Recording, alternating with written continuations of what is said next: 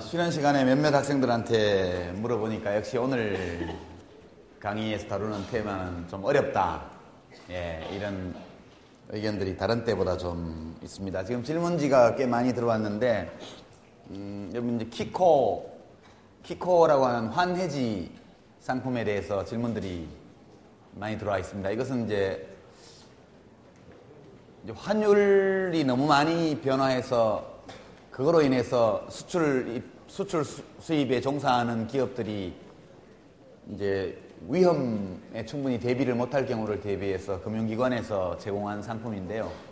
이게 상품 설계가 좀 야바위처럼 되어 있어서 많은 문제를 야기합니다. 이건 굉장히 복잡한 문제인데요. 이른바 일종의 보험 같은 것이죠, 이게. 그래서 오늘 이걸 다룰 수 있을지는 제가 모르겠습니다. 오늘 시간이 좀 남으면 좀 다뤄보고요. 아니면 다른 시점에서 다른 주제와 관련해서도 이 문제는 다룰 수 있기 때문에 좀 그 질문이 참 많이 나왔습니다만 오늘은 좀 미루는 게 좋을 것 같고요. 그 다음에 이제 고정환율제하고 변동환율제에 관한 질문들, 그리고 환율 변화에 대응하는 정부의 개입이 어느 정도 되는 것이 바람직한가, 또는 개입 자체가 옳은가 그렇지 않은가, 이런 질문들이 나왔습니다. 다 이제 최근의 상황 또는 97년도의 상황과 관련된 질문이고, 또 여러 학생들이 그 질문한 것 중에 하나가 통합에 관한 겁니다. 예컨대 전 세계가 하나의 화폐를 쓰면 어떨까? 예, 또 유럽화처럼 우리도 이 지역에 그런 통합화폐를 도입하면 어떤가? 그게 좋은가 나쁜가? 이런 굉장히 난해한 이론 분야이기도 하고, 또 90년대 이후에 유럽에서 통합을 하는 과정에서 이른바 최적 통화권이라는 그런 최적 통화권 모델이라는 굉장히 유명한 이론을 만들어낸 문제이기도 합니다. 그러니까 문제의식은 이런 거죠. 같은 화폐를 사용하는 지역이 어느 정도 넓은 것이 최적인가?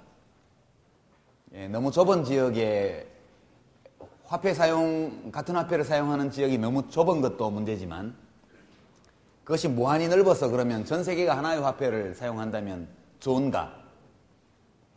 만약 적정한 인구 규모, 그러니까 하나의 화폐, 동일 화폐를 사용하는 적정한 인구 규모 또는 지역의 넓이라는 것이 있는가?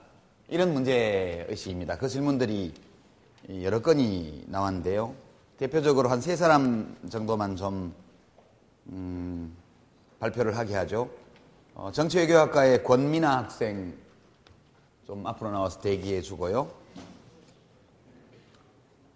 그 다음에 여기 권민아 학생이 대표로 어디 있나요? 정치외교, 예. 여기 거의 동일한 취지의 질문을 한 학생이 5 정도 있는데, 예, 그 대표로 해서 질문하도록 하겠습니다. 그 다음이,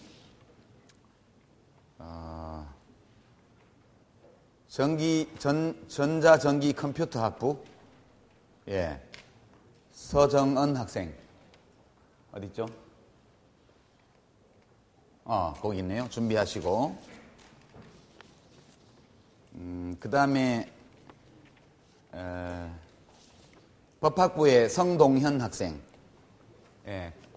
각자 자기의 질문이 어떤 거인지 기억하시죠? 성동현 학생부터 먼저 나와서, 예, 간략하게 질문의 취지를 말씀해 주시기 바랍니다. 이 세 학생은 일단 수업 진행에 도움을 주는 탁월한 질문으로 간주하고, 다른 질문지들은 충분히 검토해서 지난주에 그렇게 한 것처럼 그 동영상이 게재되는 그 게시판에 조교들이, 예, 그 학생들 명단을 올리도록 그렇게 하겠습니다.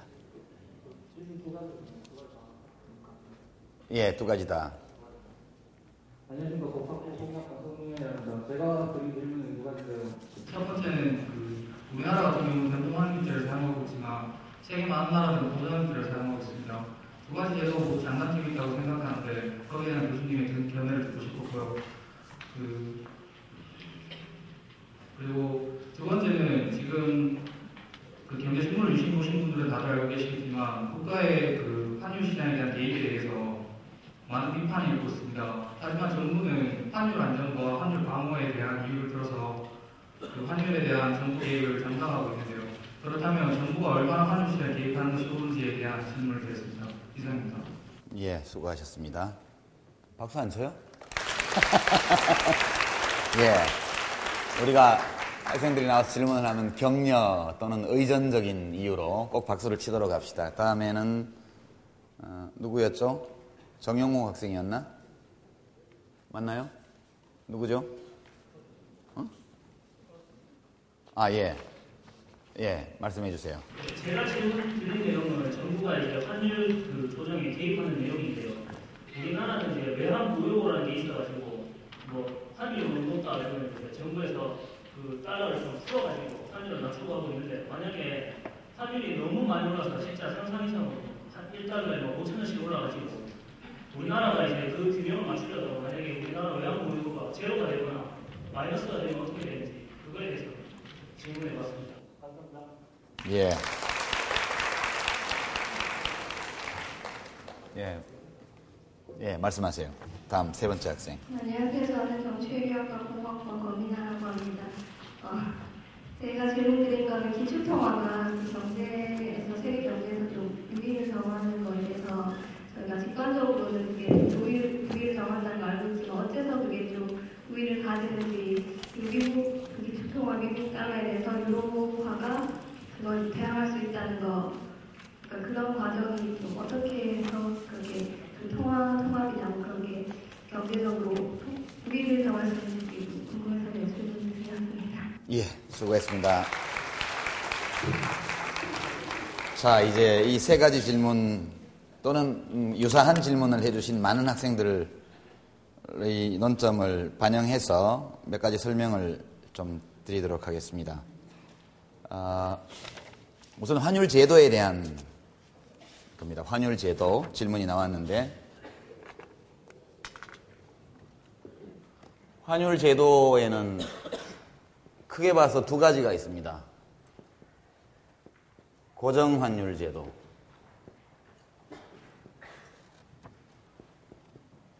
두 번째가 변동 환율 제도.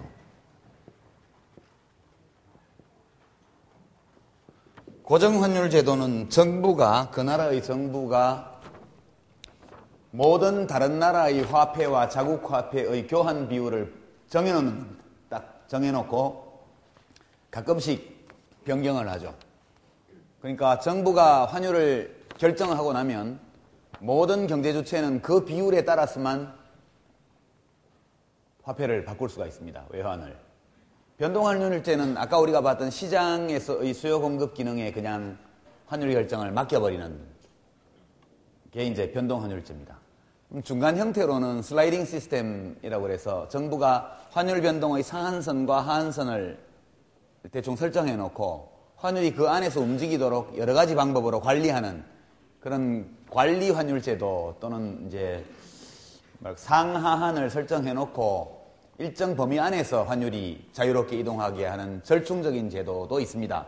근데 지금 대부분의 국가들은 전부 다 변동환율제를 쓰고 있습니다. 주요 국가 중에서 고정환율제를 채택하고 있는 나라는 중국 한 군데밖에 없습니다. 중국이 지금 달러당 8위안인가요?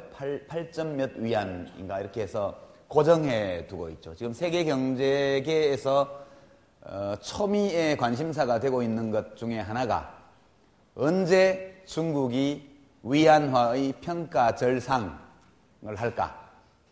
말하자면 1달러에 예컨대 8위안에서 1달러에 7위안이나 7.5위안이나 7위안이나 이렇게 언제 바꿀까?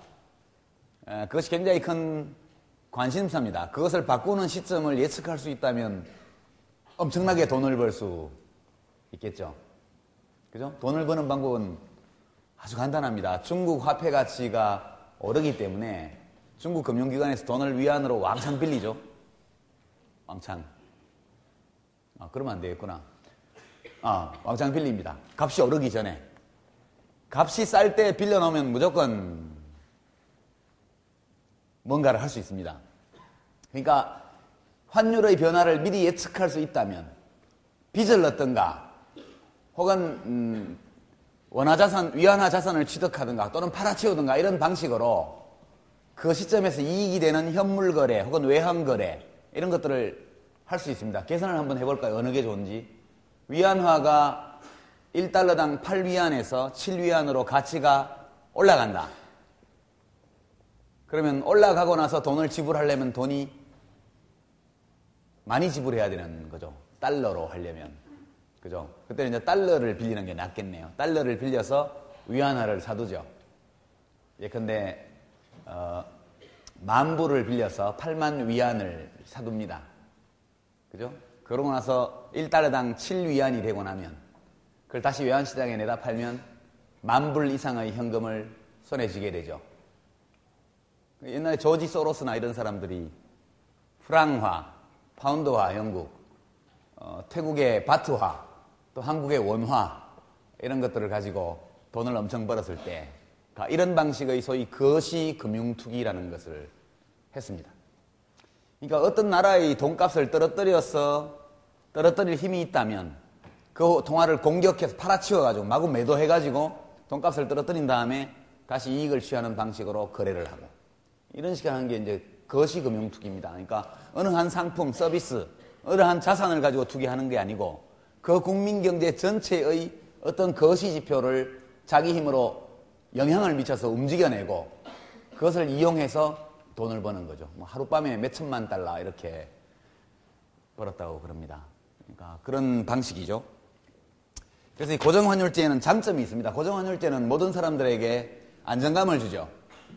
불확실성이 없습니다. 내일 모레 환율이 어떻게 될지 별로 걱정 안 하고 정해진 가격에 따라서 환율을 거래를 하면 됩니다. 근데 이제 이 고정환율제는 매우 많은 문제를 안고 있습니다. 그래서 이제 변동환율제로 옮겨간 거죠. 고정환율제의 근본적인 약점은 법으로 정해놓은 환율이 시장 환율과 시장에 맡겨두었을 경우의 환율과 크게 차이가 날 경우에 문제가 심각해집니다.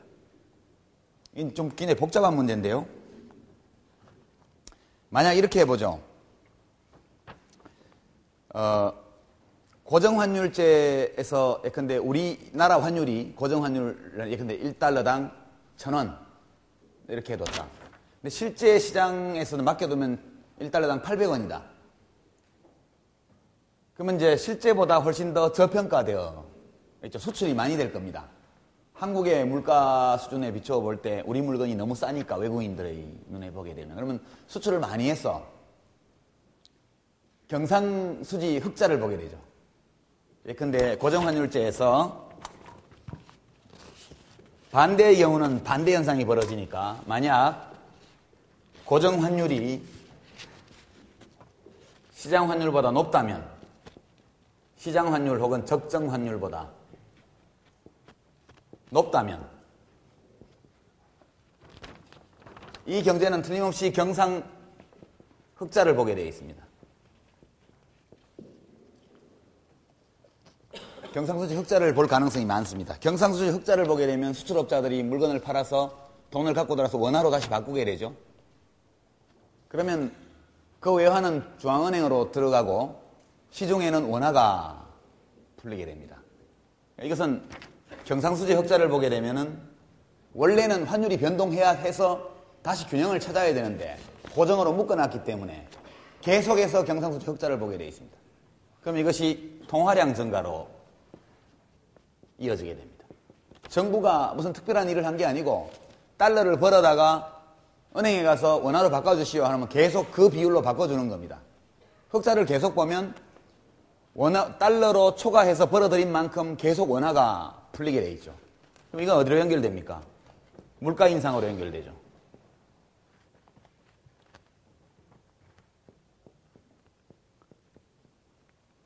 인플레로 연결되게 되어 있습니다. 두 번째는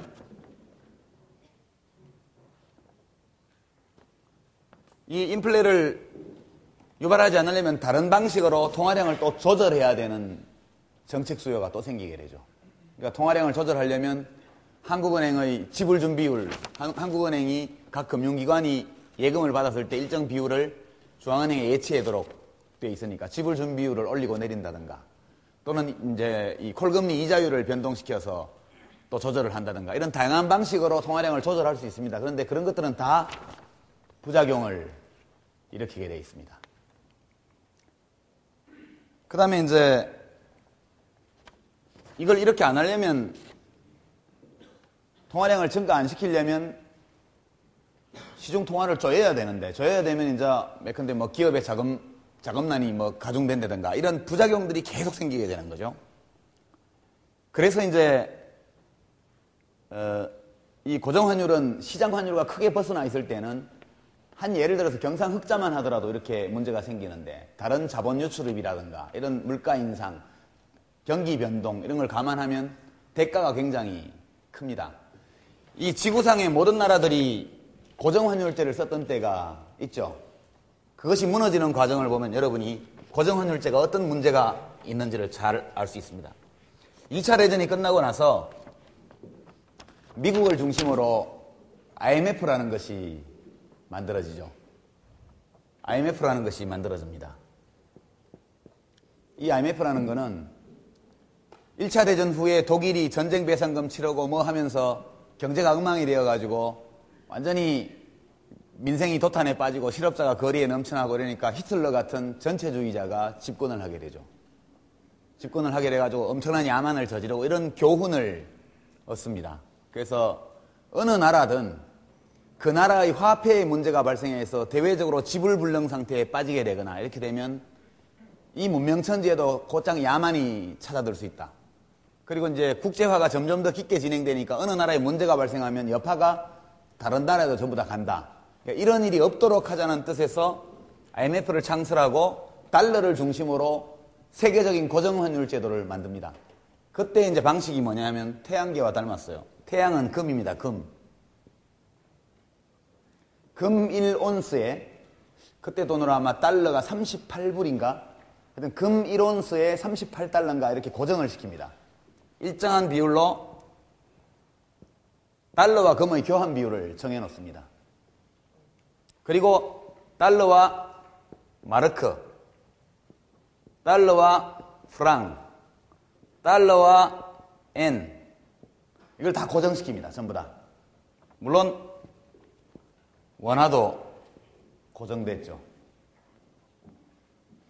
문제가 많이 심각해지면 정해진 교환 비율을 변경합니다. 서로 상의해가지고. 그러니까 근데 달러 대 원화의 비율을 바꾸면 엔화 대 원화의 비율도 조정돼야 되죠. 그러니까 전 세계의 화폐들이 전부 다 일정한 비율을 가지고 서로 관계를 맺은 겁니다. 그러니까 전 세계의 모든 주요 국가의 통화가 금을 기본으로 하고 달러를 중심으로 삼아서 정해진 교환 비율을 전부 다 가집니다. 이게 IMF 체제거든요. 이게 브레튼 우즈 체제입니다. 이 회의를 한 곳이 브레튼 우즈라고 하는 지명을 가지고 있는 조그만 호텔에서 영국, 미국, 프랑스 등등의 국가대표들이 모여가지고 이와 같은 국제금융 시스템을 만들기로 합의한 곳이 브레튼 우즈에 있는 작은 호텔입니다. 그래서 이 시스템을 브레튼 우즈 시스템이다, 이렇게 체제자 이렇게 얘기를 합니다. 이것이 언제 무너졌느냐? 이 무너지는 과정을 보면 고정환율제가 왜 유지될 수 없는지를 알 수 있습니다. 이것이 무너진 것이 1971년입니다. 날짜는 모르겠는데 1971년도에 이 시스템이 완전 붕괴하고 전 세계가 변동환율 체제로 급격하게 이행을 하게 되는데요. 1971년이라는 이 날은 매우 그 인류사에서 기억할 만한 혁명이 일어난 날입니다. 아무도 혁명이 일어났는지 몰랐죠. 그 혁명이 일어났지만 사람들의 삶에는 아무런 변화도 일어나지 않았습니다. 어떤 혁명이냐? 화폐가 상품으로부터 완전히 독립한 날입니다. 그 날이. 이때 벌어진 일이 미국이 베트남 전쟁을 치르는 과정에서 돈이 부족하니까 달러를 엄청나게 찍었단 말이죠. 전비 조달을 위해서. 미국 정부가 베트남 전쟁의 전비 조달을 위해서 엄청난 통화량 증가를 주도합니다. 그러니까 미국 정부가 통화량을 증가시키는 방법은 FRB 연방준비위원회가 돈을 찍어서 정부에 주는 게 아닙니다. 주는 게 아니고 금리를 올려가지고 다른 나라 돈을 끌어들이는 거예요, 전부 다. 그죠? 그러니까 엄청난 무역 적자, 재정 적자를 감수하고 이걸 쓰게 됩니다. 그러니까 시중 통화가 굉장히 늘어서 달러량이 엄청나게 늘어납니다. 그러니까 이제 달러가 흔해져가지고 전쟁 끝난 직후만 하더라도 달러라는 것은 아무나 함부로 구경할 수 없는 거였는데 1970년쯤 되니까 유럽 시골 구석에 사는 할머니들조차 이렇게 말합니다. 요즘은 달러가 너무 흔해. 달러가 금과 뭐 1온수당 몇 불 이렇게 못을 박아놨지만 금값은 불변인데 반해서 상대적으로 달러는 희소성이 굉장히 약화된 화폐라는 것이 누구의 눈에나 명백하게 보였습니다. 이때 돈을 벌려면 어디서든 달러를 구해가지고 미국 연방준비은행에 가면 돼요. 가서 달러를 내놓고 금 주세요. 그러면 금을 주게 돼 있었습니다. 이때까지만 해도 달러는 태환화폐였죠. 태환화폐. 그러니까 화폐에는 불환화폐가 있고 태환화폐가 있습니다. 태환화폐. 태환화폐는 상품의 뒷받침을 받는 화폐입니다. 금, 달러, 100달러에는 금 몇 온스 이렇게 딱 비율이 정해져 있어서 누구나 달러를 들고 미국 은행에 가면 금을 내주게 돼 있어요. 미국 연방준비은행에서. 모든 정부들은 금을 보유했습니다. 세계 모든 나라들이. 근데 요즘 세상에는 달러가 너무 흔해 이라고 할머니들까지 알게 된 시점에서 돈을 벌려면 어떤 방법으로든 달러를 구해서 빌려서 달러를 뭐 1000만 달러를 빌려가지고 미국에 가서 금으로 다 바꾸는 거예요. 그죠? 갖고 있다가 나중에 팔면 어마어마한 돈을 벌 수가 있습니다. 실제로 가치가 별로 없는 달러이기 때문에. 그래서 이제 그걸 학자들은 다 알고 있었어요. 그러나 누구도 그렇게 할 수 없었죠. 미국이란 절대 패권을 가지고 있는 나라, 그것도 동서냉전이 진행되고 있는 상황에서 자유진영의 맹주가 되고 있는 나라의 화폐를 상대로 그와 같은 투기를 할 수 있는 용기를 가진 정치인이 국가 지도자가 아무도 없었습니다. 유일하게 그 일을 한 사람이 있었죠. 프랑스의 드골 대통령입니다. 프랑스의 드골 대통령이 60년대 말부터 명령을 어떻게 내렸냐. 지금부터 달러가 생기면 다 금으로 바꿔와. 그래서 이제 프랑스 기업이나 이런 데에서 계속 금을 바꿉니다. 그러니까 이제 미국 연방준비은행에서는 보유하고 있던 금, 그것은 발행된 화폐량에 비해서는 아주 적은 양이잖아요. 조만간에 미국 연방준비은행의 금이 바닥난다는 것이 자명해졌을 때 더 이상 바꿔줄 수가 없었죠. 바꿔줄 수 없는. 달러는 전 세계 이 통화체제에서 실제보다 굉장히 과대평가되어 있었던 거죠. 그랬기 때문에 가치가 적은 것이기 때문에. 그래서 이제 미국 연방준비은행이 더 이상 금을 바꿔주지 않겠다고 선언한 게 1971년 몇 월 며칠인지는 기억이 안 나는데 그날 드디어 화폐가 금으로부터 독립한 겁니다. 지금은 어느 나라 화폐를 가지고 가도 금으로 절대 바꿔주지 않습니다. 그래서 이 화폐를 하늘로 난 마차길이다 그렇게 얘기하기도 하죠. 지상에 발을 딛고 있지 않아요, 화폐는. 그러나 사람들이 다 받아들입니다. 왜냐? 그 뒤에 국가가 있기 때문에. 우리 만원짜리도 세종대왕이 그려져 있지만 종이 쪽지에 불과해요. 화폐의 생산비는 제로라고, 한개 생산비는. 만원짜리 한 장을 더 찍는데 들어가는 비용은 제로입니다. 그러나 그렇게 종이에 잉크를 묻혀서 나온 종이돈이 10,000원의 효용을 가지잖아요. 100달러의 효용을 가지잖아요. 화폐라는 것은 굉장히 특이한 상품입니다. 그래서 이 1971년도에 미국 정부의 금태환 중지선언으로 인해 가지고 일시에 이 IMF 또는 브레튼 우드 체제가 다 무너집니다. 이때부터 각국 통화는 변동환율제로 전부 돌아서기 시작하죠. 고정환율제가 가지고 있는 위험성은 이런 것입니다. 그것이 시장에서 정당하게 평가받을 수 있는 환율과 정부가 고정시켜 놓은 환율 사이에 심각한 차이가 있을 때 그 차이를 이용해서 돈을 벌 수가 있고 사람들이 그렇게 일단 움직이기 시작하면 그 화폐는 무너지게 되어 있습니다. 그때 드골 대통령이 했던 일을 조지 소로스나 뭐 퀀텀 펀드 이런 유명한 국제 투기 자본들이 80년대, 90년대 내내 20년 동안 해서 어마어마한 돈을 벌죠. 근데 고정환율제가 아닌 변동환율 체제 아래에서도 그렇게 된 겁니다. 그렇게 된 것이고 그 뒤로는 전부 변동환율제로 이행을 하게 되어 있습니다. 변동환율제도 고정환율제도처럼 유지할 수 있습니다. 정부가 그런 능력이 있다면. 자, 이 변동환율제의 장점은 이런 겁니다. 아까 얘기한 것처럼 어느 나라, 우리나라의 물가가 다른 나라에 비해서 계속 많이 오른다. 그러면 대외 부문에 불균형이 생기게 되고 그것이 환율의 변동에 힘입어서 균형 상태를 회복하게 되어 있습니다. 우리나라가 경상수지 흑자를 계속 보게 되면 환율이 떨어지게 되어 있어요. 우리 돈값이 올라가서 수출 경쟁력이 떨어지게 되어 있어서 다시 수출입이 균형을 이루는 쪽으로 움직이도록 작동합니다. 자본거래도 마찬가지로 자본거래에서 자본 수입이 너무 많으면 들어오는 자본이 나가는 자본보다 너무 많으면 달러는 흔해지고 우리 돈은 귀해져서 환율이 떨어지게 되어 있습니다. 그렇게 되면 다시 환율의 하락원에서 불리한 사람, 유리한 사람이 생기면서 다시 이것이 균형 상태로 가도록 되어 있는 겁니다. 환율이라는 것은 원래 정부가 건드릴 이유가 없는 겁니다. 가만히 내버려 두는 것이 제일 좋은 방법이죠.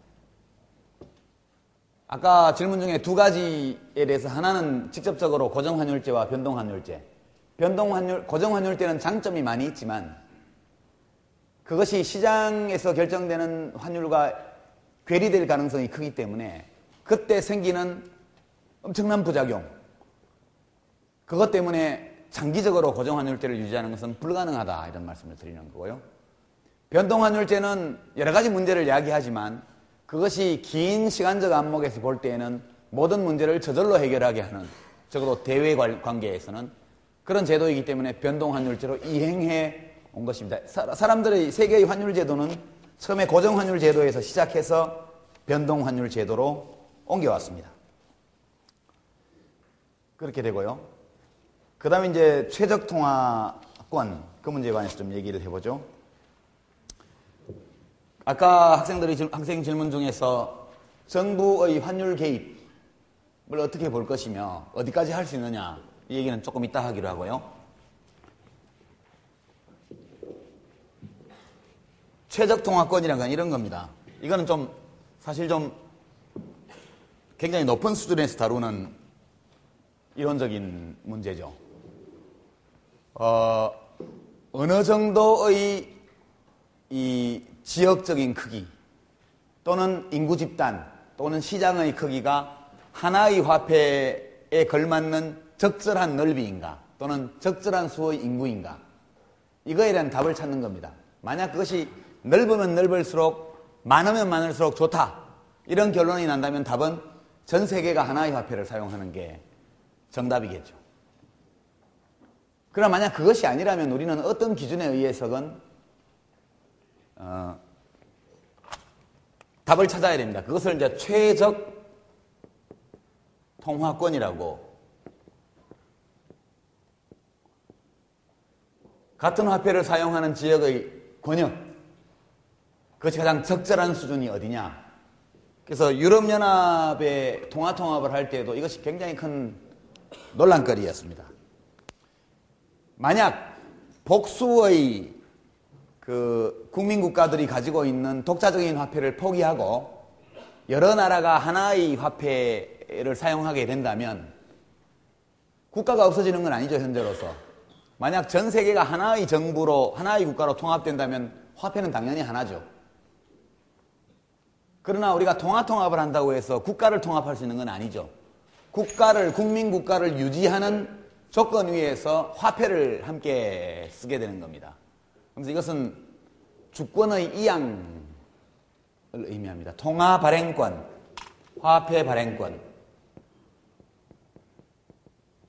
우선 제일 먼저 넘어가는 게 화폐 발행권입니다. 지금 독일 연방은행, 프랑스 중앙은행 등등이 가지고 있던 화폐 발행 권한이 전부 다 유럽은행으로 넘어갔죠. EU의 유럽은행입니다. 이제 더 이상 독일 정부나 독일 중앙은행이나 프랑스 중앙은행은 통화 발행권을 갖고 있지 않아요. 그래서 원래 국가의 독점물, 독점적인 소유였습니다. 국민국가의 주권사항인데 그것이 화폐 담당 국제기구로 넘어가는 겁니다. 그러니까 주권의 이양을 의미합니다. 이것은 첫 번째로 화폐 발행권이 넘어가고요. 아울러서 넘어가는 것이 통화량 조절 권한도 넘어갑니다. 통화량을 우리 중앙은행이 마음대로 조절을 못해요. 그렇죠? 권한이 다 넘어가니까. 이 화폐 발행권이 넘어간다는 것은 이거 우리말로 번역이 어떻게 되는지 모르겠는데 이렇게 쓰는 게 맞을 거예요. 시니어리지. 우리말로 쓰면 시니어리지 이렇게 씁니다. SEIGN SEIG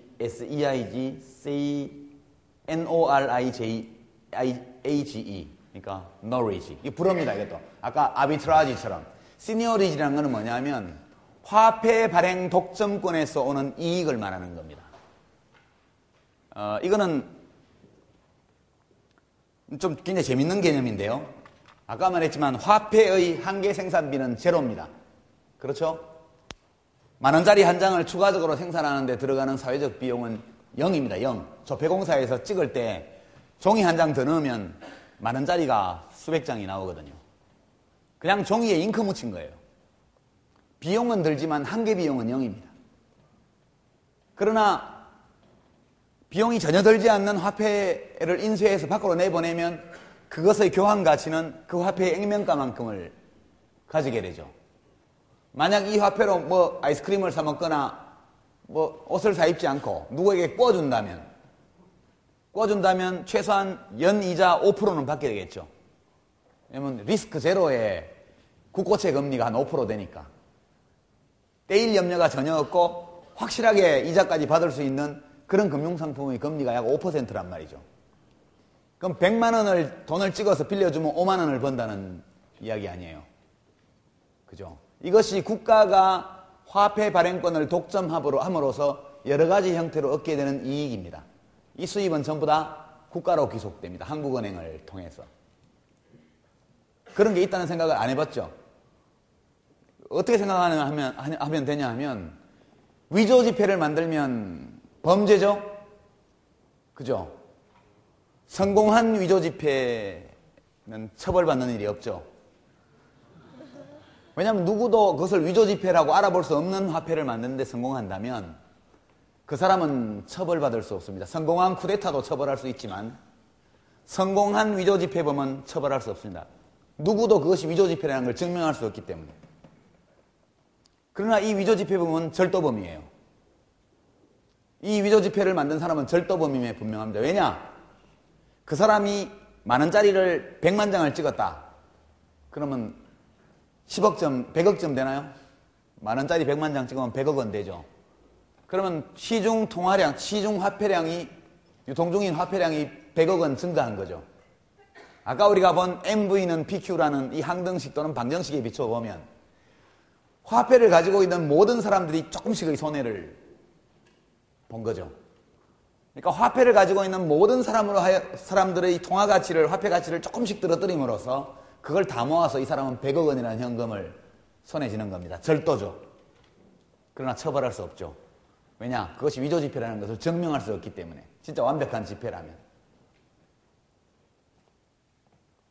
자선사업 서부극 보면 뭐 노다지 캐고 뭐 한 건 열차 강도에서 털어가지고 100불짜리에 담배 말아서 피우잖아요. 옛날 영화 보면 그런 거 있어요. 100달러짜리에 담배를 말아서 피웁니다. 내가 얼마나 부자냐, 돈이 많으냐, 그걸 과시하기 위해서. 그 사람은 자선사업을 하는 겁니다. 그 사람이 100불짜리를 담배를 하루에 10개를 말아 피워도 이 세상의 웰스, 부는 조금도 줄어들지 않아요. 다만 화폐가, 100불 화폐가 10장이 사라진 거죠. 그 이론에 따르면, 아까 말한 화폐 교환 방정식에 따르면 그 사람은 100불짜리를 10가지 말아 피움으로써 해서 화폐를 가지고 있는, 달러를 가지고 있는 모든 사람들에게 조금씩의 이익을 준 거예요. 시중에 유통되는 현금의 양을 그만큼 줄였으니까. 자선사업을 했지만 칭찬하는 사람이 없죠. 예. 화폐란 건 그런 것입니다. 미국이라는 나라는 2차 대전이 끝나고 지금까지 60년 동안 경상수지 적자를 본 나라입니다. 아주 예외적일 때를 제외하고 60년 내내 어마어마한 규모의 경상수지 적자를 본 나라입니다. 요새 미국의 금년도 예견되는 경상수지 적자가 얼마쯤 되죠? 5천억 달러? 5천억 달러가 넘어갈 겁니다. 제가 지금 기억이 아물아물한데 옛날 레이건 시대 때 3천억 달러 정도의 무역 적자, 경상 적자, 3천억 달러의 재정 적자, 그렇게 해서 그걸 쌍둥이 적자라고 불렀고, 아들 부시와 아버지 부시가 다시 한 번씩 정확하게 쌍둥이 적자를 부활시켰습니다. 클린턴 시대에 경상 적자는 계속 유지됐지만 재정 적자는 완전 해소를 했거든요. 클린턴 행정부 때. 그렇지만 부시 행정부 들어서 8년 동안 옛날 아버지 부시 때보다 2배 이상으로 적자 규모가 커졌습니다. 이따 우리가 보게 될 이론에 따르면 장기적으로 계속 경상수지 적자를 보는 나라의 돈값은 똥이 되게 되어 있습니다. 휴지 조각이 되게 되어 있어요. 그러나 왜 미국은 예외일까? 아까 말했죠? 종이에 잉크 묻혀서 논아주고 물건을 받을 수 있으면 그것이 세상의 최고라고. 미국은 60년 내내 종이에 돈을 묻혀가지고 밖으로 내보내면서 그걸로 어마어마한 규모의 무역 적자를 보면서 잘 살아왔습니다. 미국이 유일한 예외죠. 왜? 미국이 통화 발행권을 갖고 있는 나라거든요. 전 세계의 모든 거래를 뒷받침하는 달러를 발행할 수 있는 독점권을 가지고 있는 나라가 미국입니다. 미국은 경상수지 적자를 영원 무궁토록 봐도 망하지 않아요. 이해가 됩니까? 리먼 브라더스나 이런 사건들이 한국에 터졌으면 바로 외환위기가 왔죠. 그러면 IMF 관료들이 와가지고 이렇게 해라 저렇게 해라 하죠. 미국은 안 하잖아요. 미국은 전 세계 거래량의 70% 정도를 뒷받침하는 기축통화인 달러 발행권을 가진 나라입니다. 이 시니어리지라는 것이 계량적으로 어떻게 측정될 수 있을지 모르지만 적어도 우리가 미국 연방준비은행이 그 돈을 빌려주잖아요. 돈을 찍어가지고. 달러를 찍어서 그냥 주는 게 아니고 달러를 찍어서 미국 국내 금융기관에 빌려주는 거라고. 빌려주고 콜금리를 받잖아요. 중앙은행이. 그것이 다 시니어리지입니다. 그럼 미국의 금융기관들은 그걸 받아가지고 한국에도 투자하고 중국에도 투자하고 다 투자하고 돈 꿔주고 다 하잖아요. 거기서 민간 금융기관들도 거기에 동참합니다. 그 이익에. 전국적으로 미국 국민 모두에게 이 이익이 나눠지는 것이죠. 만약 어떤 나라가 국민 국가들이 따로따로 존재하는 가운데 전 세계에 한 가지의 화폐만을 남겨두고 다 없앴다. 그러면 그 화폐의 발행권을 가지고 있는 나라가 세계를 지배하게 되어 있습니다. 이것이 이제 통합에 따르는 화폐 발행권이라는 국가 독점권 또는 주권을 위임한 데 따르는 문제들입니다. 두 번째는 전 세계가 하나의 화폐를 사용한다고 해보죠. 근데 미국 동부 지역은 굉장한 호황이고 일본, 중국, 한국, 동아시아 지역은 굉장히 불황이라고 합시다. 이것은 정책 주권의 포기거든요. 불황이 오고 경기가 나쁘고 할 때는 통화량을 늘려야 됩니다. 통화량을. 늘리는 것이 효과가 있어요. 돈이 많이 돌면 사람들은 실제로는 통화량이 늘어서 누구나 돈이 많아진 건데 남들은 돈이 많아지지 않고 내만 많아졌는지 모두가 많아졌는지를 잘 모릅니다. 어쨌든 돈이 많이 도니까 돈을 쓰게 돼 있어요. 그러면 경기를 진작시키는 효과가 나게 돼 있습니다. 어떤 이유에 의해서 유럽 지역은 물가가 굉장히 안정되어 있는데 서남아시아 지역에서 갑자기 막 물가 폭등 현상이 일어났다. 그러면 세계 정부는 어떻게 할까요? 통화량 정책이 먹히지를 않습니다. 같은 화폐를 쓰고 있기 때문에 어느 한 특정 지역에만 통화량을 늘리는 것이 불가능하거든요. 지금은 각 국민국가가 거기 다 있으니까 나름대로 자기 나라의 경기 상황에 맞는 통화량 정책을 쓸 수 있죠. 그러나 만약 통합을 해서 세계 정부가 된다면 지금 유럽을 예를 들면 이탈리아는 불황이고 독일은 호황이다. 이럴 때 어떤 정책을 써야 될까요? 통화량을 늘려야 할까요? 줄여야 될까요? 결정 못하는 거죠. 과거에는 독일 정부가 자기들이 호황이면 통화량을 걷어들이고 이탈리아 정부는 자기들이 불황이면 통화량을 늘리는 독자적인 정책을 쓸 수 있었죠. 이 얘기는 어떤 의미냐 하면 전 세계가 하나의 통화권으로 될 수는 없다는 뜻입니다. 지역마다 차이가 있고 경제 상황이 다르고 그런 차이들이 있기 때문에 정반대의 경제적인 상황이 동시에 진행되는 두 지역이 하나의 화폐로 묶여 있게 되면은 그 상황에 대처할 수 있는 정책 수단을 쓸 수 없게 돼요. 그래서 어느 정도의 넓이, 어느 정도의 국민, 어떤 산업구조라는 조건이 갖춰졌을 때 하나의 화폐를 사용하는 것이 그로 인해서 생기는 불이익보다 많은가? 이 논쟁을 오랫동안 했고 결국 유럽연합이 통화통합을 할 때에는 이런 부작용에도 불구하고 이제 유럽은 하나의 화폐를 사용함으로 해서 얻게 되는 각 국가의 이익이 그로 인해서 발생할지도 모르는 손실보다 크다, 이런 결론에 도달했기 때문에 통화통합을 한 겁니다. 답이 됐겠죠? 전 세계가 하나의 화폐를 사용하는 것, 그것은 세계가 하나의 정부로 조직되어 있을 때조차도 바람직한지 아닌지에 대해서는 논란의 여지가 있습니다. 그런 정도. 너무 좀 어려운 얘기죠, 그죠? 이해는 갑니까? 예, 뭐든지 크다고 좋은 것, 넓다고 좋은 것이 아니죠. 97년 외환위기 관련해서 아까 학생 질문 중에서 정부가 도대체 어디까지 외환시장 개입을 할 수 있느냐.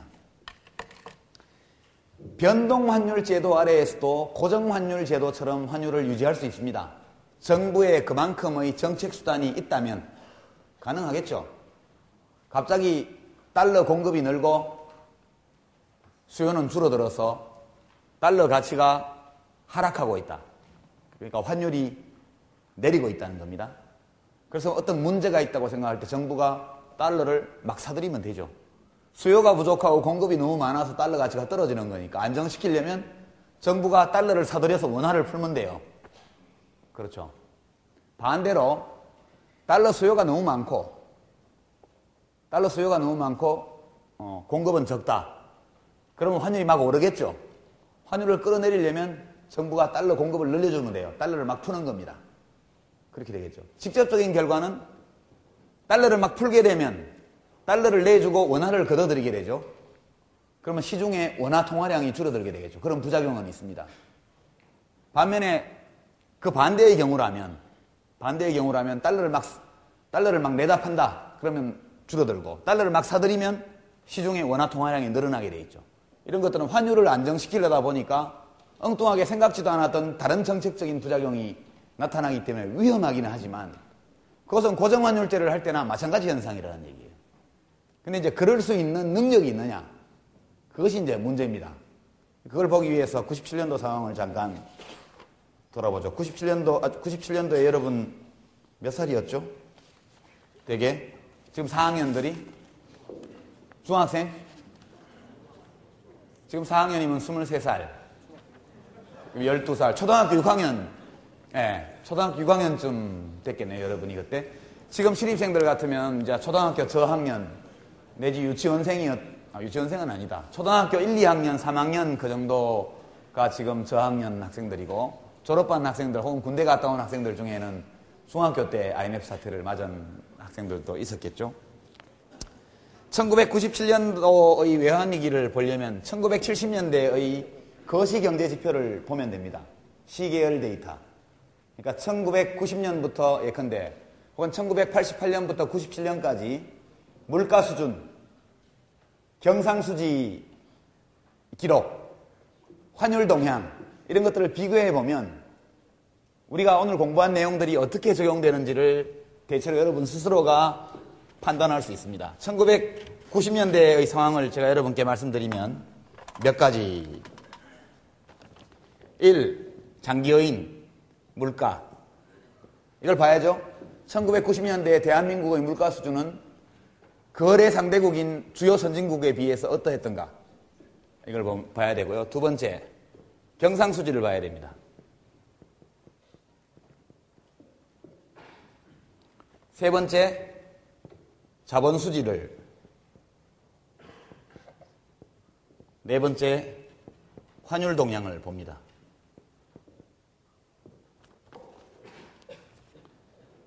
(1990년대에) 대한민국의 물가 인상률은 대개 10%를 넘지 않는 수준. 낮을 때는 5, 6%, 높을 때는 7, 8%. 그래서 대개 미국, 영국, 독일, 프랑스, 일본에 비해서 대개 3 내지 6% 정도 높았습니다.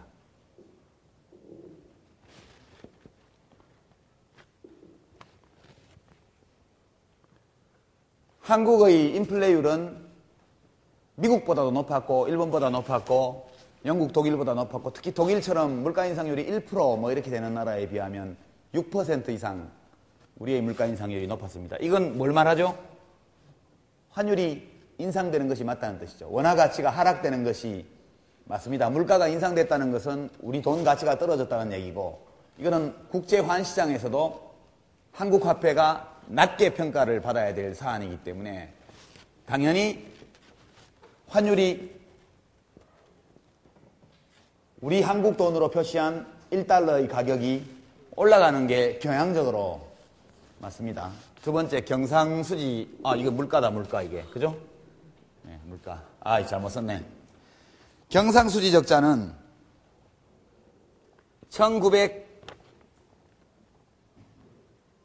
1902년부터 1996년까지 5년 연속 경상수지 적자였습니다. 5년 연속. 5년간 누적 500억 불 이상 적자였습니다.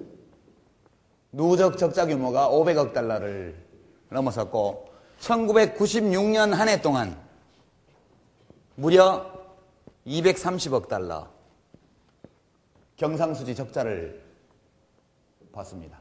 이 흐름으로 보면 환율 동향의 중기적 요인 2년, 3년, 2, 3년 혹은 1, 2년 정도의 중기적 기준으로 보더라도 달러 값은 오르고 또는 엔화, 마르크화, 프랑화 다 오르고 우리 돈에 비해서 우리 화폐 가치는 떨어지는 게 정상이었죠.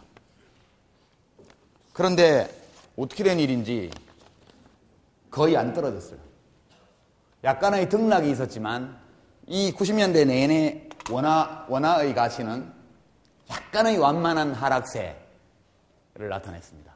그러니까 떨어지기는 조금 떨어졌는데 아주 미미한 하락세를 기록을 합니다. 그러니까 적정 환율에 비해서 원화의 가치가 시장 가치에 비해서 과대평가되었을 가능성이 굉장히 많았죠. 이 일이 왜 가능했느냐? 그것이 환율은 완만한 또는 약간의 하락. 여러분이 데이터를 한번 나중에 관심 있는 학생은 찾아보십시오. 한국은행 사이트나 이런 데 들어가면 그래프로 다 나와 있습니다. 환율 동향 이런 게. 이러한 요인에도 불구하고 1번과 2번의 요인에도 불구하고 왜 환율이 상당히 안정된 가운데 조금씩밖에 오르지 않았는가 하면 이것은 자본수지 때문이었습니다. 그 당시 김영삼 대통령께서 세계화를 국정지표로 선언하고 난리였습니다. 그때 세계화 교육, 무슨 세계화에 관련된 방송 프로그램 OECD에 가입하고 외환규제 철폐하고 이런 개방화, 세계화 조치를 아주 단기간 내에 많이 취합니다. 그렇게 되면서 한국으로 많은 자본거래, 자본수입이 이루어지게 됩니다. 대외 부문에서 경상수지에 엄청난 적자를 봤지만 그것을 메꿀 만한 자본수지에서의 흑자가 있었던 것이죠. 경상수지는 흑자가 좋은 것입니다. 일단 물론 경상수지 흑자는 우리 물건 만들어서 남 줬고 남한테서 갖고 온 거는 적다 그런 뜻이니까 안 좋은 거지만 우리가 보통 말하는 경제의 건전성 이런 면에서 보게 되면 흑자 누리면 나중에 언젠가는 쓰게 되니까요. 저축하는 거하고 똑같다고 보면 됩니다. 근데 자본수지 흑자라는 것은 우리가 외국에서 돈을 너무 많이 꾸어왔다는 뜻입니다. 돈이 어떻게 들어왔느냐? 국내 금융시장의 금융기관들의 외환 관련 외환 취급에 대한 규제 이런 것들을 대규모로 풀어버렸습니다. 그 당시 유명한 종합금융회사를 라는 것이 있었는데요. 종합금융회사에서 6개월짜리, 1년짜리 만기가 돌아오는 고이자율의 자금을 빌려다가 국내에서 대출을 했거든요. 그것도 장기 대출, 주택담보대출도 하고 그렇게 했습니다. 그렇게 되면서 처음에는 괜찮았는데 누구나 다 이 지표의 흐름을 보고 있습니다. 이상해. 한국 원화가 가치가 하락해야 되는데 안 하고 있네. 그럼 저거는 언젠가는 하락하고 말 거야. 이런 expectation, 합리적인 기대가 어느 시점에 형성이 됩니다. 그럼 사람들이 원화 자산을 팔아치우기 시작합니다. 원화로 표시되어 있는 유가증권, 주식 이런 것들을 빨리 털어야 돼요. 나중에 값이 떨어지고 나면 그걸 팔아서 달러를 손에 쥐면 달러가 요만큼밖에 안 되니까 값 떨어지기 전에 팔아야 되는 거예요. 모두가 이런 행동을 하기 시작하니까 주식값이 폭락하고 슬금슬금 내려오고 원화값은 슬금슬금 더 빠른 속도로 떨어져서 환율은 자꾸 들썩들썩하고 그 다음에 우리 금융기관들이나 기업들이 빌려온 돈 외국에서 지금 만기가 돌아왔는데 만기 연장을 안 해주기 시작하는 겁니다. 근데 그 당시 우리의 외환보유고는 별로 없었거든요. 처음에 환율이 8월달, 7월달에 불안정을 보이기 시작했을 때 정부에서 개입을 했습니다. 소문 안 내고. 근데 외환보유고가 몇백억 불도 안 되는 상황이었기 때문에 며칠 하다 보니까 돈이 다 떨어진 거죠. 개입할 수 있는 수단이 아무것도 없었습니다. 그러니까 3천만 달러인가 뭐 밖에 안 남았다고 그러잖아요. 그때 소문으로는. 얼마가 남았는지 모르겠지만 우리나라의 외환보유가 완전 바닥이 납니다. 며칠 만에. 그러니까 일본계 금융기관이나 미국 금융회사들이 만기 연장을 안 해줬죠. 소위 롤오버라고 말하는. 그전에는 해마다 연장, 만기 돌아오면 계약서 써가지고 1년으로 돌렸는데 안 된 거죠. 그렇게 되니까 시중에는 달러를 구하기 위해서 달러 매도 주문이 쏟아지게 되고 달러 공급자들은 수출업자들은 달러를 안 가지고 들어옵니다. 외국에 자동차 팔고 뭐 팔고 해가지고 그 돈을 현지 법인에 묶어놔요. 갖고 들어와서 팔면 애국자지만 바보죠. 그죠? 애국자지만 바보입니다. 사람들은 자기 집에 있는 달러들 현금 몇백 불, 몇천 불도 안 내놔요. 딱 쥐고 있지. 외국에 자녀를 유학 보내놓은 부모들은 빨리 달러를 구하기 위해서 더 오르기 전에 달러 매도 주문을 계속 냅니다. 이게 herd behavior, 떼거리 행동입니다. 모두가 다 같은 방향으로 움직이기 시작했어요. 그러니까 외환거래가 중단됐습니다. 하루에 너무 많이 오르니까. 이제는 달러를 구할래도 구할 수가 없게 되었죠. 그렇게 되니까 세계적으로 한국 경제가 막장으로 왔다. 누구도 돈을 꿔주지 않습니다. 누구도 돈을 더 꿔주지 않고 기존에 돈을 꿔줬던 쪽에서는 만기 연장을 안 해줍니다. 대한민국 정부는 외환보유고가 없습니다. 어떻게 되죠? 수입하는 사람들이 수출을 하기 위해서 원자재를 구입을 할 때 이제는 현금 돌라고 그래요. 외상으로 안 줘요. 그래서 IMF 사태가 온 거죠. 이유는 간단합니다. 근데 이런 일이 일어날 수 있다는 것은 이미 경제학자들이 노벨 경제학상을 받았던 로버트 먼델 이런 사람들이 이미 모델을 다 만들어서 어떤 경우에 스몰 오픈 이코노미, 우리나라는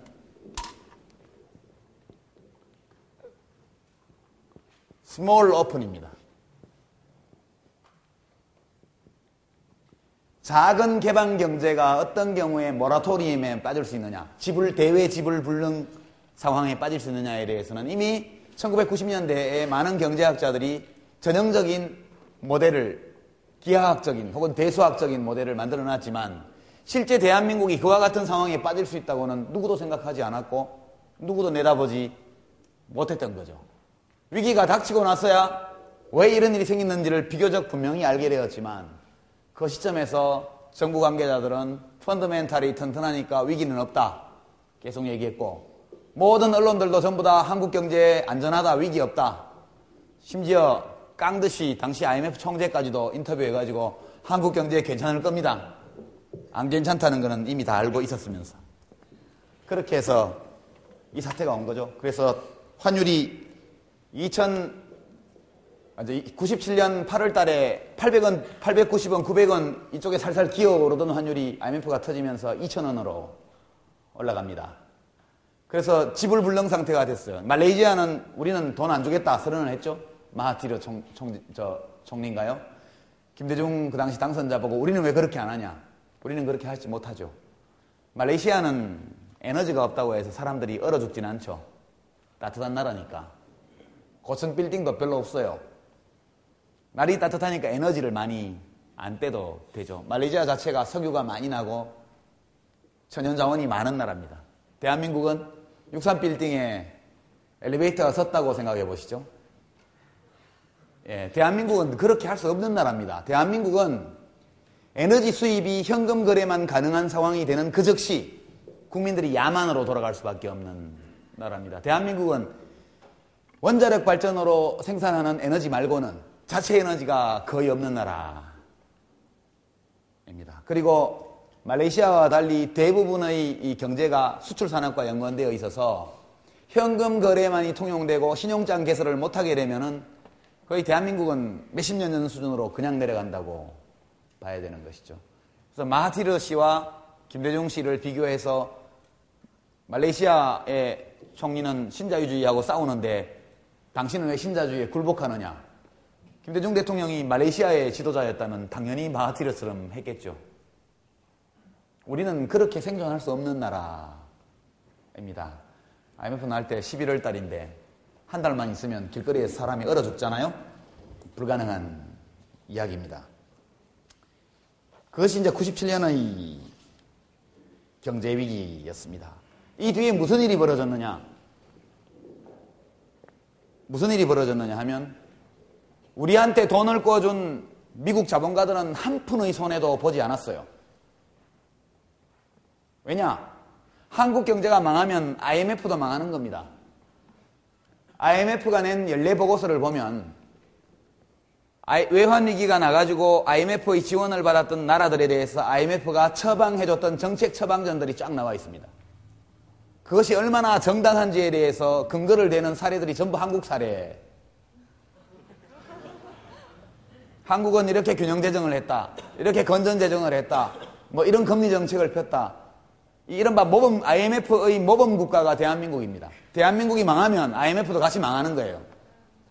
그래서 어떤 조처를 했느냐. 와서 금리를 30%로 올리라고 그랬습니다. 그래서 수많은 우량 기업들이 줄줄이 도산했죠. 정리해고를 법제화하라고 그랬습니다. 그래서 수십만 명이 해고당했죠. 정부가 긴축을 하라 그래가지고 복지 예산이 막 삭감됐죠. 그것이 IMF의 처방이었습니다. 우리는 찍소리도 못하고 다 받아들였죠. 그것을. 심지어 그 당시 대통령 후보, 이회창 후보, 김대중 후보, 또 이인재 후보가 전부 다 그 이행을 보증하는 각서를 선거 기간 중에 써서 IMF에 줬지요. 그러고 나서 2년 정도가 지나가고 나서 IMF 쪽에서 좀 우리가 잘못한 것 같다. 고금리 이런 것은 방만한 재정을 운영하는 나라에 맞는 얘기입니다. 우리는 그렇게 하지 않았고요. 그렇습니다. 30%대의 고금리 정책으로 인해서 수없이 많은 중소기업들이 우량 중소기업들이 일시적 자금난에 빠져서 도산을 해야 했죠. 지금 미국에서 똑같은 일이 벌어지고 있는데 IMF는 미국에 대해서 아무 말도 안 하죠. 그죠? 구제금융 규모가 우리 돈으로 1,000조. 예, 한국 GDP 규모가 1,000조거든요, 1년에. 한 금융회사를 살리는데 1,000조 가까운 돈을 구제금융을 하는 나라 끄떡없습니다, 미국은. 국제사회에서는 힘센 놈이 왕입니다. 예, 미국은 이 세계의 화폐 발행 독점권을 쥐고 있는 나라죠. 자, 이제 2008년으로 넘어와 볼까요? 2008년도는 한번 봅시다. 우리 물가 어떻습니까? 물가 위기가 오기 전에, 예, 유가가 140불 가고 한 게 올 한 5월, 6월부터 4월, 5월부터였죠. 그 전으로 돌아가서 작년 연말, 금년 초. 작년에 물가 인상률이 얼마 됐습니까? 대개 지난 5년간 물가 인상률이 3% 내외 인플레율이. 이것은 미국, 영국, 일본, 독일에 비추어서 볼 때 거의 같은 수준의 물가 관리를 했습니다. 이 요인은 별로 없었죠. 환율이 급하게 올라갈. 경상수지 흑자 5년 동안 970억 달러의 흑자를 봤죠. 5년 동안 누적 2003년부터 2003, 4, 5, 6, 7 이 5년간의 경상수지 누적 흑자가 970억 달러인가 그렇습니다. 이번 요인도 전혀 없죠. 그렇죠? 3번 자본수지도 건전하게 유지되어 왔습니다. 여기서 1000억 불 이상의 경상수지 흑자를 내고 자본수지에서도 많은 해외 자본이 들어왔기 때문에 대한민국의 외환보유고는 2600억 달러까지 올라갔습니다. 이 2600억 달러 중에 한 40% 정도는 김대중 정부, 국민의 정부 때 쌓아놓은 것이고 나머지 한 60% 정도는 참여정부 5년 동안 쌓아올린 겁니다. 최고로 갔을 때가 금년 초에 2700억 달러까지 갔습니다. IMF 당시에 비해서 10배의 외환보유고를 가지고 있죠. 이것도 전혀 그때와는 다릅니다. 환율은 금년 초까지는 별일 없었죠. 작년 연평균 환율이 925원 선이었습니다. 연평균. 한때 900원 왔다 갔다 한 적도 있었죠.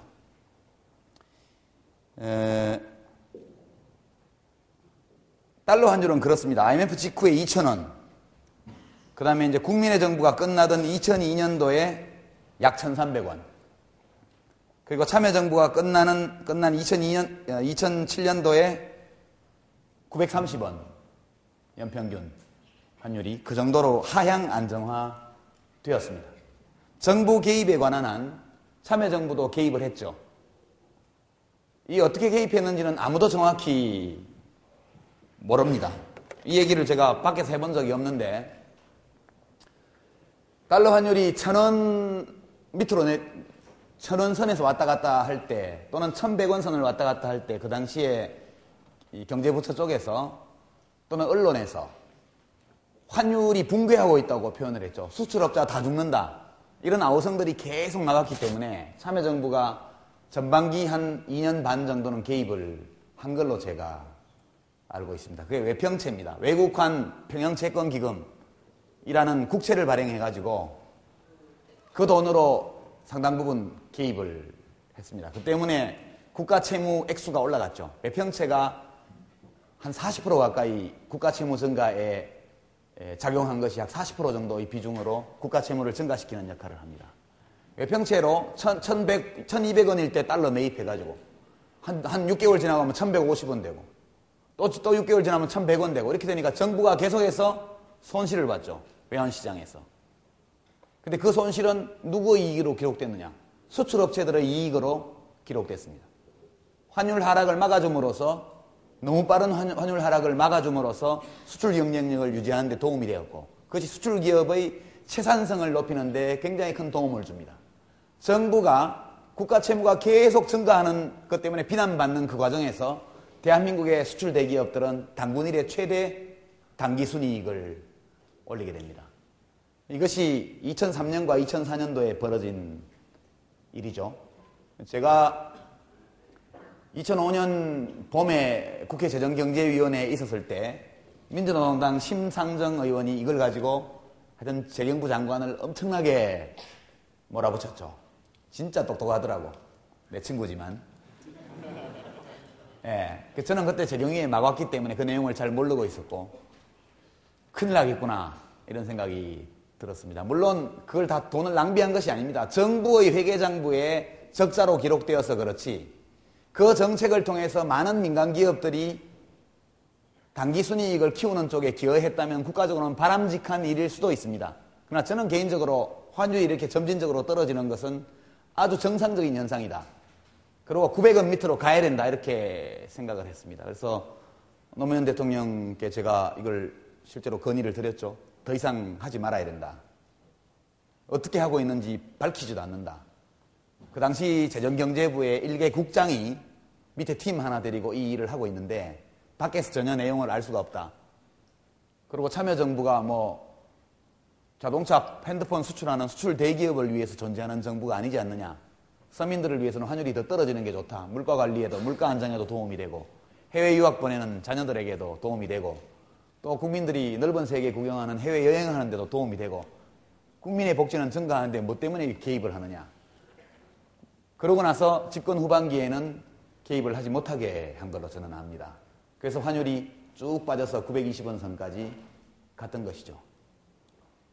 지금 새 정부에 대해서 제가 뭐 아직 반년 남짓밖에 안 됐기 때문에 뭐라고 이렇게 이야기를 하기가 참 그런 점이 좀 있습니다. 그렇죠? 근데 정말 개념이 필요해요. 개념을 탑재해요. 국정 운영에 제일 중요한 것은 개념을 탑재하는 일입니다. 어떤 분들은 말하기를 이 경제정책을 담당하는 분들이 개념이 안드로메다 은하에 있는 M31자리로 무슨 출장을 갔느냐. 거기가 광년으로 따져서 수백만 광년 떨어진 곳이기 때문에 한번 출장 가면 돌아오는 데까지 1000년 이상 걸려요. 안 됩니다. 그러니까 결국 지금 일어난 외환시장의 여러 가지 요동이라는 것은 외부 충격에 의한 것입니다. 기본적으로. 유가 인상, 그 다음에 에너지 해외 의존도가 높은 대한민국 경제의 미래에 대한 불안감, 그로 인해서 생긴 불안감, 그리고 미국의 서프라임 모기지 사태로 인해서 야기된 금융 대혼란, 이런 것들이 우리처럼 작은 배, 미국과 같은 항공모함이 아니고 우리 같은 뭐 좀 큰 어선 크기의 이런 배한테는 파도가 옆에서 와서 때리면, 해일이 밀어닥치면 배가 흔들리는 것은 불가피한 일입니다. 근데 이제 문제는 파도가 오기도 전에 우리 스스로 배를 흔들었다는 거죠. 이른바 7% 성장, 이제 이 문제는 나중에 우리 다루겠습니다. 이 거시경제 모델에 대해서는 공부할 시간이 올 텐데요. 경제 성장률을 높이는 데에는 내수를 올리는 게 있고, 해외 수출을 많이 하는 게 있고, 정부 지출을 늘리는 게 있고, 여러 가지 방법이 있습니다. 그 중에 유력한 것 중에 하나가 수출을 늘리는 거죠. 수출을 양적으로 늘리려면 환율이 올라가야 됩니다. 우리 물건이 싸져야죠. 그래서 뭐 강아무개라고 하는 분이 장관이 되자마자 뭐 환율 너무 낮다 이래서 구두 개입을 했죠. 구두 개입을. 그것을 구두 개입이라고 합니다. 말로 개입하는 거. 여러분 당구 칠 때 구찌 하는 거하고 비슷하죠. 말로 일단 하는 겁니다. 그러니까 시장 참가자들로 하여금 환율이 오를 것이다, 새 정부가 원화 가치를 하락시킬 것이라는 기대를 갖게 해줍니다. 그러면 그것이 실제 하락이 일어나기도 전에 하락될 것이라는 기대를 형성을 시키고, 사람들은 이미 그때부터 그 기대에 따른 행동을 하기 시작합니다. 그러니까 멀리서 태평양 건너에서 서프라임 모기지라는 파도가 오기도 전에 우리 스스로가 배를 흔들어 놓은 거죠. 그 전부터 환율이 출렁대기 시작했습니다.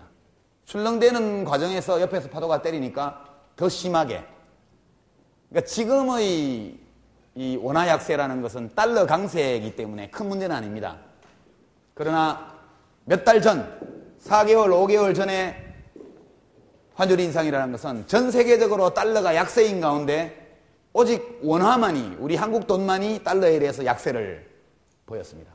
엔화, 유로화 다 강세였습니다. 그 당시에 달러에 대해서. 그러나 원화만큼은 달러에 대해서 약세를 보인 거죠. 이 문제로 인해 가지고 기름값 인상이라는 것이 2002년도에 30불 하던 것이 2007년도에 100불까지 갔죠. 3배가 올랐습니다. 30불 하던 것이 100불이 갔습니다. 그러나 우리 국내 물가는 그렇게 오르지 않았거든요. 이유가 뭐냐? 1350원 하던 환율이 920원까지 내려왔으니까 거기서 수입 에너지의 가격 상승을 반 이상 환율로 다 상쇄를 했던 겁니다. 우리가. 그것 때문에 그 많은 원자재값 인상에도 불구하고 유가 인상에도 불구하고 5년간 안정된 물가 수준을 유지할 수 있었던 것이죠. 그런데 지금 금년 들어서 환율이 한 25% 정도 올랐잖아요. 25% 정도 올랐습니다. 1.2, 20%만 잡죠. 1.2. 자, 여러분. 유가가, 수입 물가가 20% 오르면 1.2죠? 근데 환율이 또 20% 올라면 국내의 가격은 또 1.2를 곱하죠? 그럼 이것이 1.44가 됩니다. 수입 물가가 20% 오르면 우리 돈으로 따지면 국내에서는 44%가 오르는 증폭기 역할을 하게 된 겁니다. 이 환율이. 그러니까 새 정부 출범 초기에 아무런 심각한 대외적인 압조건이나 외부 충격이 없었음에도 불구하고 집권 세력의 내세운 공약 이런 것들을 하기 위한 개념 없는 외환시장에 대한 구두 개입 이런 것들이 문제를 먼저 야기시켜서 원화의 평가 절하폭을 대단히 증폭시켰고 이것이 그 이후에 지금 다시 유가는 작년 수준으로 돌아갔죠. 100불 미만으로. 잠시 한 3, 4개월 동안 140불까지 유가가 오르는 일시적인 충격을 국내에 굉장히 증폭시켜서 전했던 것입니다. 그러니까 크게 지금 정부가 들어와서 경제정책을 잘못했느냐? 잘못할 수 있는 시간도 없었어요. 이제 7개월밖에 안 됐는데 잘못한 데를 얼마나 하겠어요? 새 정부가 한 일도 없습니다. 아직까지. 왜냐하면 2008년도 국가예산은 작년에 참여정부에서 다 만들어 놓은 것이니까 그대로 지금 집행이 가고 있는 것이고 새 정부의 정책이 행동으로 나타나려면 내년도 예산안부터 나타나는 겁니다. 올 가을 정기국회의 감세안, 내년도 예산안 이런 걸로 나타나서 내년부터 비로소 현 정부에 대해서 책임을 물을 수 있어요. 그래서 지금 시점에서 보면 문제가 되는 행동이 있었다기보다는 외환시장에 대한 구두 개입을 아무 개념 없이 했던 것 이것이 그 뒤에 모든 문제들을 복잡하게 만들고 충격을 키우는 요인이 되었다. 제가 대통령이면 강만수 씨는 바로 자를 것 같아요. 이런 사람 믿고 무슨 일을 하겠습니까? 그래서 뭐 꼭 좀 정부를 비판하려는 게 아니고 뭐 원래 그러잖아요. 아프게 해놓고 아프게 하려는 뜻은 없었다. 이렇게 얘기를 하는 건데 자 그런 정도 여러분 97년 상황과 지금 상황의 차이를